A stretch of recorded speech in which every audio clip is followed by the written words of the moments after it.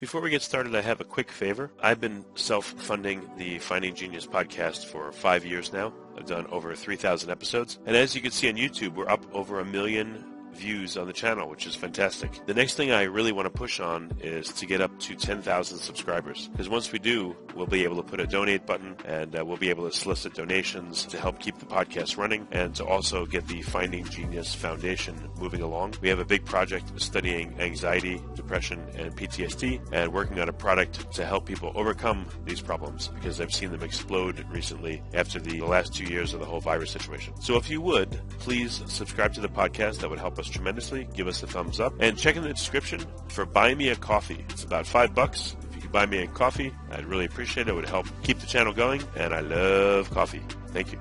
Forget frequently asked questions, common sense, common knowledge, or Google. How about advice from a real genius? 95% of people in any profession are good enough to be qualified and licensed. 5% go above and beyond. They become very good at what they do, but only 0.1% are real geniuses. Richard Jacobs has made it his life's mission to find them for you. He hunts down and interviews geniuses in every field: sleep science, cancer, stem cells, ketogenic diets, and more. Here come the geniuses. This is the Finding Genius Podcast with Richard Jacobs.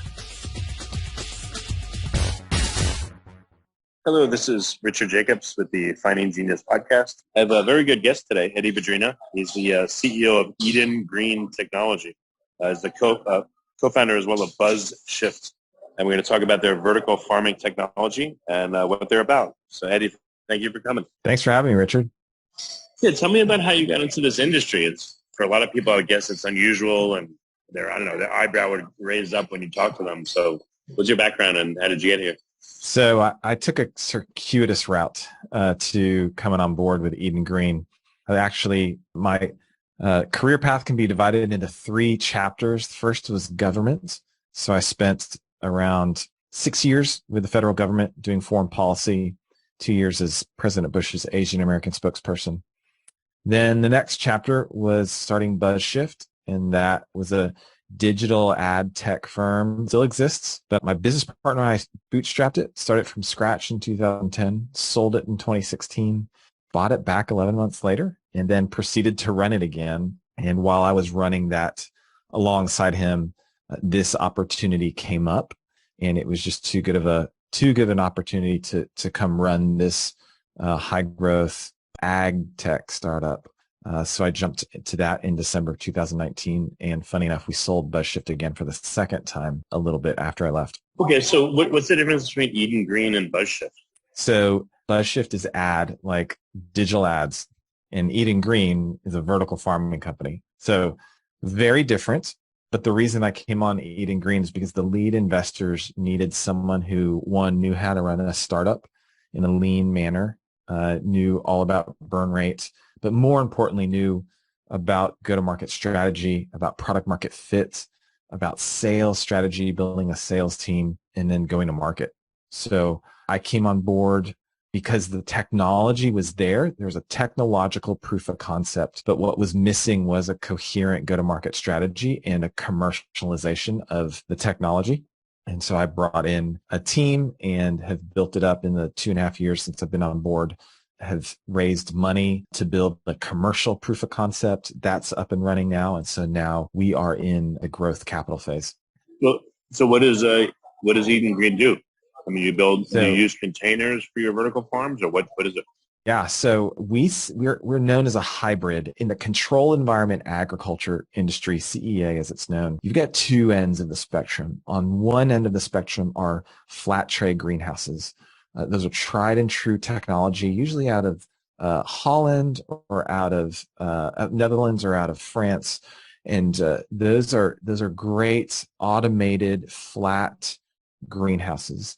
The challenge with those is that in order for them to get economies of scale that are remotely appetizing to an investor, you need about 60 acres under roof. And that, from a land perspective, is too much land for the economics to make sense, to be near to a population center. So while they can grow a lot of greens, it takes a lot of land, and it doesn't solve for the supply chain issue that we're seeing. On the other end of the spectrum, Yeah. you've got vertical farms. Eddie, one quick clarification. So you need Yeah. 60 acres worth of containers in order to No. grow to feed. Oh. So flat tray greenhouses are just like it sounds. They're greenhouses. So glass polycarb greenhouses, usually 24 feet tall. A flat tray greenhouse needs about 60 acres of that greenhouse to make it economically viable. What size population? I'll call it a 60-acre flat tray greenhouse will produce, I don't know, maybe 25 million pounds of greens. So it'll support a good sized city. But again, it's so far away from the population centers, right? So on that much land, yeah. Oh, yeah. Yeah, ton of land, right? But again, you're not going to find that anywhere near a population center. So your transportation costs are still going to figure in. So on the other end of the spectrum, you've got vertical farms. Vertical farms are usually inside some sort of warehouse, right? A building, either a new or renovated building. And those vertical farms are about 36 feet tall. And they can usually come in around an acre and a half under roof. The problem with those are, if you can imagine a warehouse full of greens 36 feet tall, is it requires a lot of lights because they're basically stacked like a bunk bed, but 36 feet tall, stacks on stacks of greens. Well, those all need lights, and lights are expensive to buy and they're expensive to operate. So an acre and a half vertical farm will usually consume around 4 million kilowatt hours a month to grow those greens. That's like a data center. Oh, wow. So, okay. Right. So the operational expenses on that they limit what can be produced in that greenhouse to really high end fixed cost types of greens, microgreens, herbs, strawberries, right? Something like that. The problem is that doesn't feed the vast majority of the population. So what we have come up with is actually a patented solution that provides verticality, so all the density of a vertical farm, but in a greenhouse. So it's using all the sunlight you could possibly use. So compared to a vertical farm, an indoor vertical farm our size, we use 1/10 to 1/11 of the electricity costs of those vertical farms. And then compared to a greenhouse, one of our greenhouses, because it's vertical, is equivalent in output to about 5 acres of a flat tray greenhouse.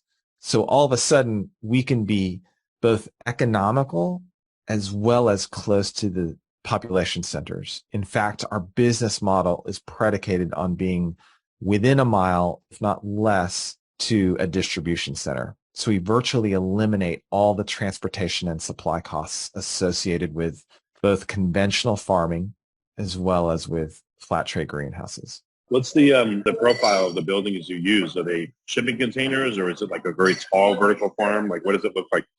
It's a greenhouse.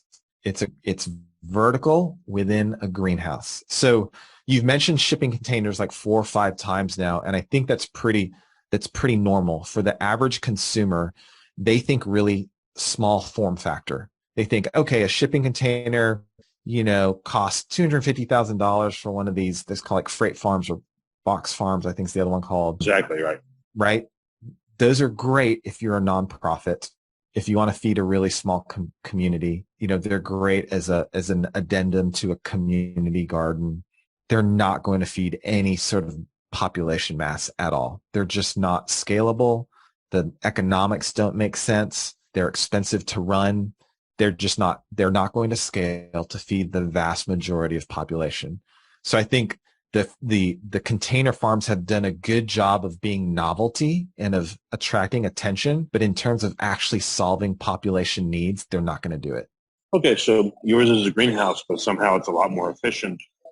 Are your greenhouses like super tall, or what? Yeah, without so giving away proprietary info, how do you get so much more juice out of it for so little input? So our greenhouses are 24 feet tall and an acre and a half under roof. So call it 63,000 square feet of grow space under roof. the how we do it, the secret sauce is literally we have a patented, for design and usage, a patented tower that lets us grow the vast majority of that height. And then packed really close together, it allows us to grow with up to 30 pounds per square foot per year out of one greenhouse. So if you sort of extrapolate, it's a lot of numbers, but basically we can produce in 1.5 acres what a 30 to 35 acre farm would do in an open field. So we'll do 13 to 17 harvests a year, whereas most open field farmings will maybe do 3 harvests a year. So that's how we're able to get the volume out of these greenhouses, because we've got these vertical towers that allow us to grow quickly and nutritiously. Where do you have them in production? Can people go visit them? Like, where are they located right now? So we've got 2 just outside of Fort Worth, Texas, and we're building 2 more. And we're raising our Series B right now to build 6 more. So these greenhouses are capital intensive, but once you have them established, because our grow times are so quick, from flipping the switch on a greenhouse, we can actually have our first harvest in 30 days. Before we continue, I've been personally funding the Finding Genius podcast for 4.5 years now, which has led to 2,700 plus interviews of clinicians, researchers, scientists, CEOs, and other amazing people who are working to advance science and improve our lives and our world. Even though this podcast gets 100,000 plus downloads a month, we need your help to reach hundreds of thousands more worldwide. Please visit findinggeniuspodcast.com and click on Support Us. We have 3 levels of membership from $10 to $49 a month, including perks such as the ability to see ahead in our interview calendar and ask questions of upcoming guests, transcripts of podcasts you're interested in, the ability to request specific topics or guests, and more. Visit findinggeniuspodcast.com and click Support Us today. Now back to the show. How do you insulate them? I thought, greenhouses that are made of glass or polycarbonate, even multiple layers, tend to have difficulties with the thermal value with insulating them. Well, that's the great thing about sunlight, is you want that. You want all that heat. So the question you should be asking is, how do you cool that down, right? Even in the northern climate, inside a greenhouse, it'll be about 70, 75 degrees. So that's another piece of our technology, is that we control what we call the microclimate around each plant spot. So we're really only concerned with controlling the air temperature, CO2 levels, airflow, water temperature, nutrient levels, all of those variables to grow a plant. We really only focus on the 12 inches around each plant spot. When you do that, what you're able to do is you're really only conditioning 1/5 of the cubic volume of that greenhouse. So that makes us really, really efficient. It would be as if all of the folks who are listening right now, instead of having a central AC in their house, they had backpacks around them. And the backpacks kept them at a nice, crispy 67 degrees, but everywhere else in the house, it could be 40, it could be 80, it could be 90, doesn't even matter, because around them, they have the perfect climate. It's the same thing that happens in our greenhouse. It could be 40 degrees outside. It could be 80, 90 degrees outside. We're focused on the microclimate around each plant spot, so that the net effect is, we have 328,000 plant spots in one greenhouse. The net effect is, in the wintertime, they act as heating radiators, and in the summertime, they act as cooling radiators. How do you create this microclimate and maintain it? Like, what does that look like around the plants? That's the proprietary nature of it. So the towers, the grow towers that we have, allow water to run at such a rate that from top to bottom, there's no difference in water temperature, and there's no difference in nutrient level from top to bottom as it flows down. So the plant, in effect, gets an all-you-can-eat buffet 24/7, 365. And then from an air control perspective, we've got a way to direct airflow to each individual plant spot so that it's consistent throughout the greenhouse from top to bottom, left to right, north end to south end. That's tough. It seems like there would be a trade-off in terms of getting the sunlight to a given plant. That's another question too, is so 24 feet high, how many stacks or levels do you have of plants? And how do you get light to the lower ones? Yeah. So if you think about, I think probably in your mind, because it's, probably maybe still formed on either indoor growing or container farms, you've got, I'll call it, for lack of a better word, bunk beds, right? So you've got bunk beds, 5, 6, 7 stacks of flat trays stacked on each other. So of course, one tray, if you put that in a greenhouse in the sun, the trays will block light from the ones below it naturally. But what if you turn those on its side and you had long rows of greens, long rows that were 18 feet high and 110 feet long, right? Well, if those rows are spaced 5, 6, 7 feet apart, you get all the sunlight from top to bottom, and then you supplement it with grow lights, with complementary LED lights, if you will, which, by the way, natural, like greenhouses, flat tray greenhouses have those LED lights as well, because depending it's a cloudy day or just part times of the season, you're going to need those lights to get what the plant needs, which is known as daily light intake, the DLI for a plant. So we control for that DLI using both the sunlight that's given to us as well as complementing it with grow lights. And with your buildings being 24 feet high, do you have zoning issues? And for in a given building, the south side of the building, I'm just picturing like a big glass building, I guess, or a big glass called greenhouse. How do you manage, let's say, southern exposure versus northern, et cetera, and again, the height of the buildings with zoning? Yeah, so we're mostly, because we're sub-mile to distribution centers, we're in a light industrial zone. And by the way, most warehouses are 24 feet tall. So we're no taller than any warehouse. Oh, perfect. Yeah. So we're no taller than any warehouse. We don't stand out any more than a big box distribution center would stand out. And we're in a light industrial zone. So it doesn't apply, right? Doesn't matter. You probably look like those self-storage places. I mean, you could see into them. You see all the doors, but in yours, I'm guessing you could see into it and see all the plants, right? Yeah, exactly. And it looks a heck of a lot nicer. I'm sure it makes the neighborhood look better. Yeah. It is definitely a novel sight when you drive up to one of our greenhouses, for sure. So how do you deal with, again, the buildings themselves, the southern exposure versus northern, birds pooping on it, things running into the walls, et cetera? Yeah, you'd be surprised with that much under roof that's clear. Birds pooping on it just doesn't matter. It just doesn't. You're not going to have that covering up the roof, the top clear layer of it that much. And then in terms of south side versus north side, again, when the entire greenhouse is glass or polycarb, you're going to get sunlight. Now, do the greens on the south end get more light down here in Texas? Yeah, they do, just the way it is. And so you plant differently for that, right? And so you have daily light intakes for the complementary grow lights that are different on the south end than you do the north. And then depending on the time of year as well. So we definitely account for that, but that's a part of just running a greenhouse, period. Whether you're running a vertical greenhouse like ours or a flat tray greenhouse like some of our peers. Are you guys growing hydroponically? Are you using soil, or what's the growing methods? Yeah, so our grow medium is hydroponics. We use a type of hydroponics called NFT hydroponics. It's called natural film technique hydroponics. And yeah, that looks like when they have those like white pipes with holes in them and plants stuffed in them at regularly spaced intervals. The thin film of nutrient water goes down the pipe and the roots dangle into it, and you get the nutrients that way, right? That's correct. Yeah. So think of one of those just stood up on its head.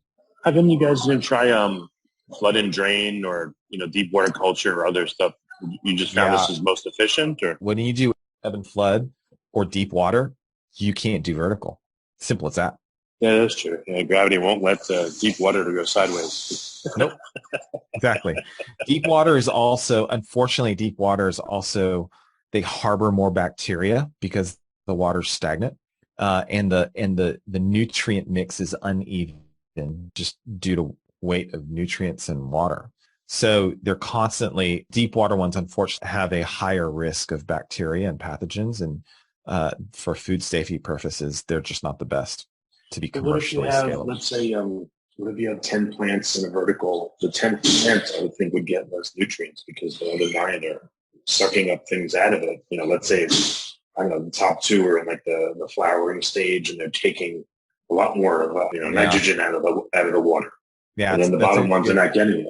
That's a good question. So we actually have 36 plant spots per tower. So triple what you're talking about. And the question that you're asking is based on the assumption that water sits there and goes so slowly that somehow in the seconds or minutes that the plant is absorbing at the top, that by the time it gets to the bottom, there's nothing left.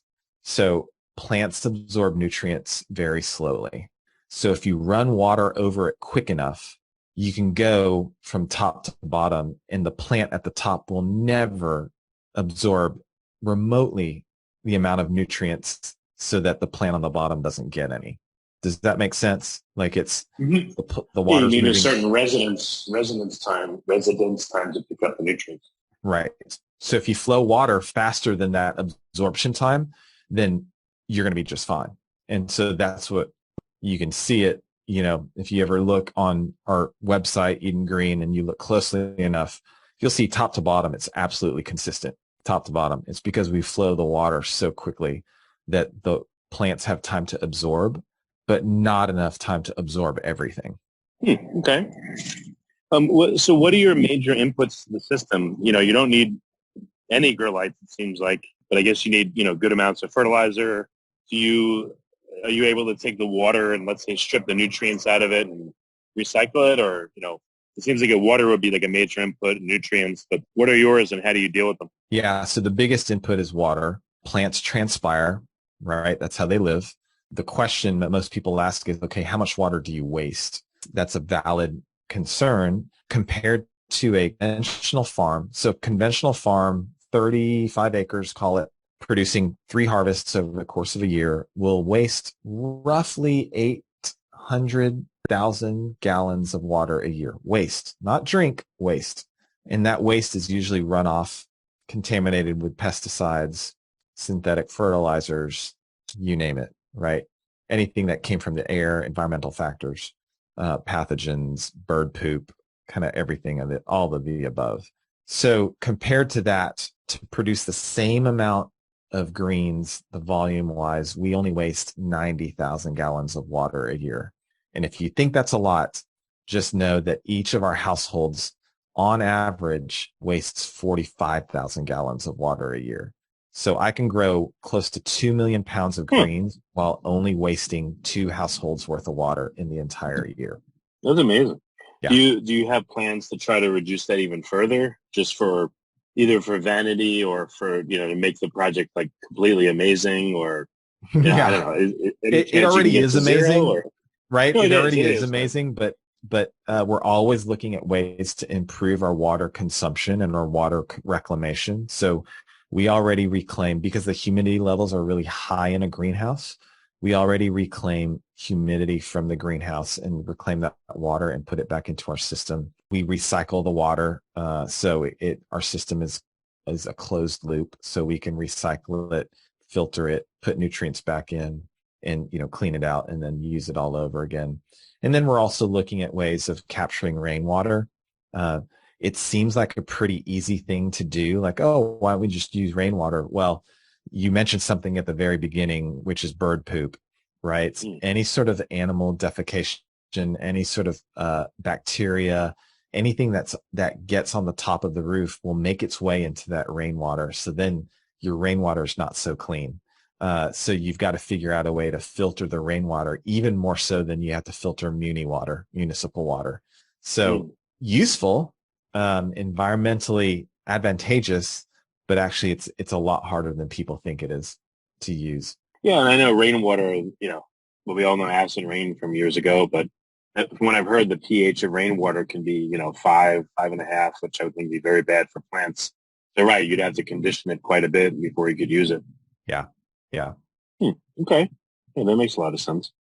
What other, any other, well, I'm sure there's a ton, but any other innovations I haven't mentioned that, when you show them people, they're like, wow, that's super cool. I think it's not an innovation, but it really comes down to if you ever go to one of our greenhouses and you taste the greens, they just taste phenomenal. And I think that's one of the knocks on our industry is these greens look great, they're expensive, and they don't taste all that great. And it's because of the way folks are growing them. I mean, the flat tray greenhouses produce reliable, consistent greens, but depending on how you're growing them, they're just not getting the nutrient levels that they ought to get. And so the taste profiles are lacking. We've seen that with a lot of our peers. Compare that to ours. Everyone who's ever tasted any of our greens, whether it's lettuce or this amazing wasabi mustard green that we have, or arugula, or even our lettuce and our cucumbers and our we're test growing celery. They just taste remarkably good. So I think that's the proof is in the pudding, and all the innovations in the world don't mean squat if you can't actually enjoy what you're eating. Yeah, definitely. Do you know anyone that's done a study comparing soil grown plants versus hydroponically grown plants in terms of nutritional profile? Yeah, I've seen a couple of anecdotals. I haven't seen a really good, party study on that. And it's something that we're planning to do actually is soil grown versus hydroponic. What I will say is it's close enough from what I've seen. It's close enough to satisfy the vast majority of consumers, if not equal to. And I think, pushback that we get a lot, and you may hear it from some of your listeners is, well, what about organic? What about, soil grown? The reality is to be arguing about organic versus conventional versus soil grown is missing the point, because the vast majority of people cannot afford organic. They just can't.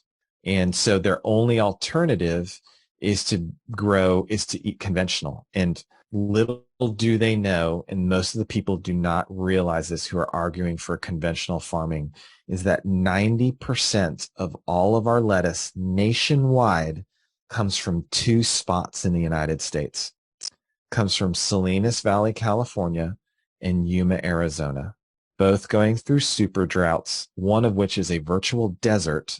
And that's what we're getting our greens from. So I think there's this misconception among people of like, hey, you should be eating conventional because it's grown in this lush, the lush plains of Indiana or Iowa or what. No, they're coming from a desert in Yuma, and they're being shipped all the way to you, all the way to me.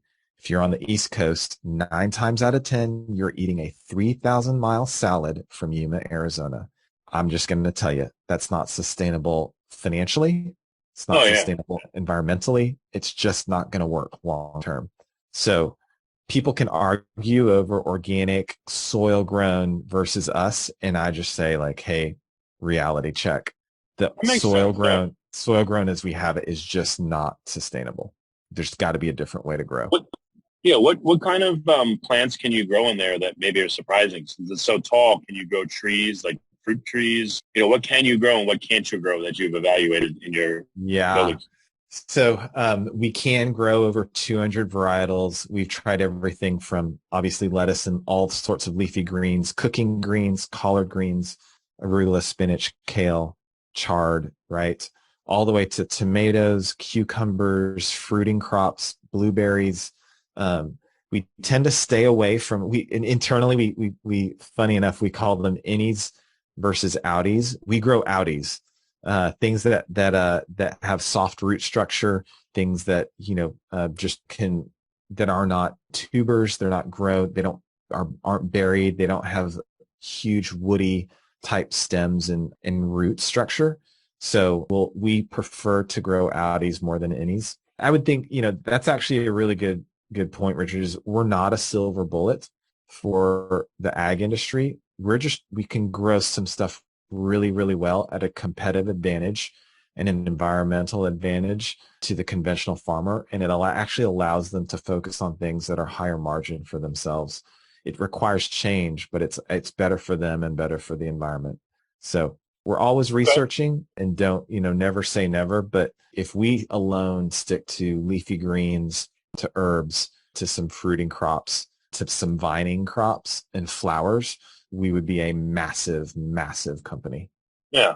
I know this is not your job and it's not your business model, but a good amount of the listeners on one of the podcasts, the Surviving Hard Times podcast, I always ask, with likely coming food shortages and problems, what can people do to at least get started? I know that, you can do a lot. You can't save the world, but from all I can hear you learned a lot of great things that maybe other people don't know. So what can you tell listeners that, let's say they've never grown anything, they want to grow something, how can they dip their toe in, or what could they do to at least give themselves some help with what's coming? Yeah, I would say it is very easy if you have the space. I'm seeing more and more people convert their grass backyards into full-on gardens. And there's a lot of, there's a lot of merit to that, honestly, Richard. Like when you think about the water that you waste, and you're seeing a lot of water shortages, especially west of the Mississippi, why would you want to spend that on grass when you could be spending it on food that you can eat and that your neighbors can eat, right? So I would say it starts in really rethinking the way that you're eating food and what that requires. And if there's things that you can grow at home that are just better for you and are more accessible, why would you not do that? I think that, the step up from that is getting together with your neighbors and starting a little community garden. There's so many resources for starting a community garden. And we actually ourselves give away a lot of seedlings for people to then take and then plant in their own gardens. So, but I think the base case is just start with something. Start with a windowsill plant that can, grow tomatoes and grow herbs, or, get a raised garden and grow your own lettuce, grow your own cucumbers. Those are great places to start. Okay. Yeah, no, that's excellent. So where can people find out more about your work and, these super tall greenhouses? Where can they go to see pictures and again, find out more? So you can go to edengreen.com, like gardenofedengreen.com is the best place to go. On social media, it's all at Eden Green Tech. And then for myself, it's just my first and last name, Eddy Badrina, and I'm on all the socials everywhere on that. Yeah, it's funny. Eden Green also sounds like Eaton Green. It's kind of it does, doesn't it? Yeah. You're not the first person to make that assumption and that jump. So maybe I may need to get with my marketing team and get that URL of Eaton Green. Yeah, you could do like Eden Green sponsors Eaton Green. Yeah. That could be a whole nother bunch of products and things like that. So yeah, exactly. Very cool. Well, Eddy, it's really great what you're doing. I love the fact that you're not just going along with typical, as I said, sounds like too many times, shipping containers and just typical growing methods. It's really cool, really innovative. It sounds well thought out. And I appreciate you being on the podcast. Yeah, thanks for having me so much. If you like this podcast, please click the link in the description to subscribe and review us on iTunes. You've been listening to the Finding Genius podcast with Richard Jacobs. If you like what you hear, be sure to review and subscribe to the Finding Genius podcast on iTunes or wherever you listen to podcasts. And want to be smarter than everybody else? Become a premium member at FindingGeniusPodcast.com. This podcast is for information only. No advice of any kind is being given. Any action you take or don't take as a result of listening is your sole responsibility. Consult professionals when advice is needed.